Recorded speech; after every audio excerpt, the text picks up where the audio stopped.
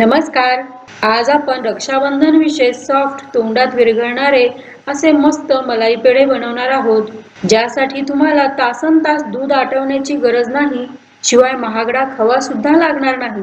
आणि विशेष म्हणजे गॅस न जाळता जेमतेम 3 ते 4 साहित्यापासून अवघ्या 5 ते 10 मिनिटात झटपट आणि तेही कमीत कमी खर्चात हे स्वादिष्ट पेढे तुम्ही अगदी सहज बनवू शकता.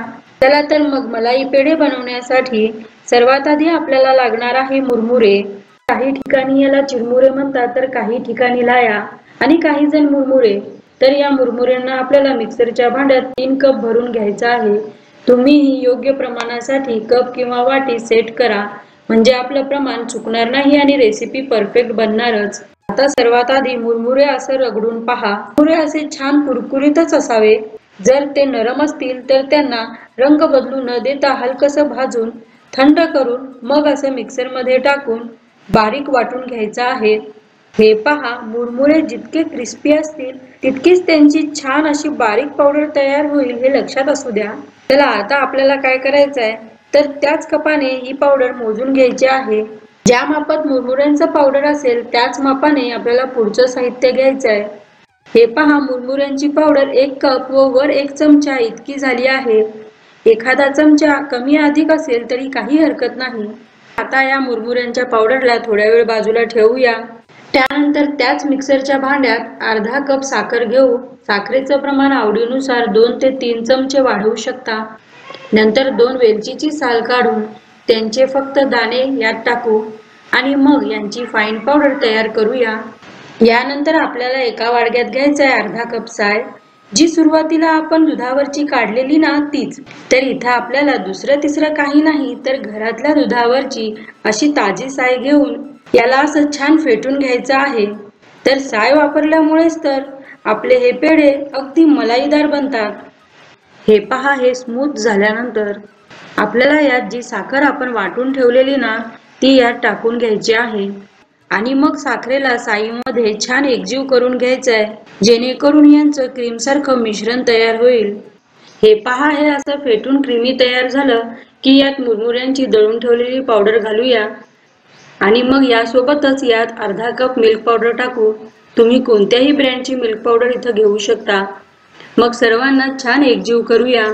तर हे पेढे बनवण्यासाठी नाही जास्तीचा पसारा ना कुटाणा, ना खूप जास्त खर्च, ना गॅस जाळत तासनतास उभा राहण्याची मेहनत. इतके सोपे, झटपट व स्वादिष्ट पेढे तुम्ही या रक्षाबंधनालाच काय, तर काही गोड खावंसं वाटलं तर एरवी सुद्धा बनवून खाल हे नक्की.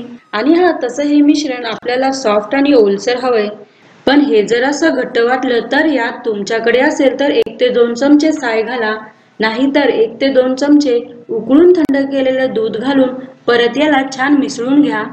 थोड्या वेळ याला व्यवस्थित मिसळून घेतल्यानंतर यात 1 चमचा साजूक तूप टाकू. तुपामुळे एकतर हे मिश्रण भांड्याला चिटकणार नाही आणि यासोबतच तुपामुळे पेढ्याची टेस्ट आणखीन वाढते. पहा, आपलं मिश्रण छान ओलसर तयार झालं. तसं हे मिश्रण थोडं ओलसर असावंय, पण हे जर थोडं जास्त ओलसर वाटलं तर याला 5 मिनिट सेट होण्यासाठी बाजूला ठेवायचं. 5 मिनिटानंतर पहा, मुरमुरे जसं पाणी ॲब्झॉर्ब करतात तसं त्यांनी जास्तीचं दूध सुद्धा ॲब्झॉर्ब केलं आहे. त्यामुळे आपलं पेढ्यांचं मिश्रण छान परफेक्ट तयार झालंय. आता याचे पेढे बनवूया.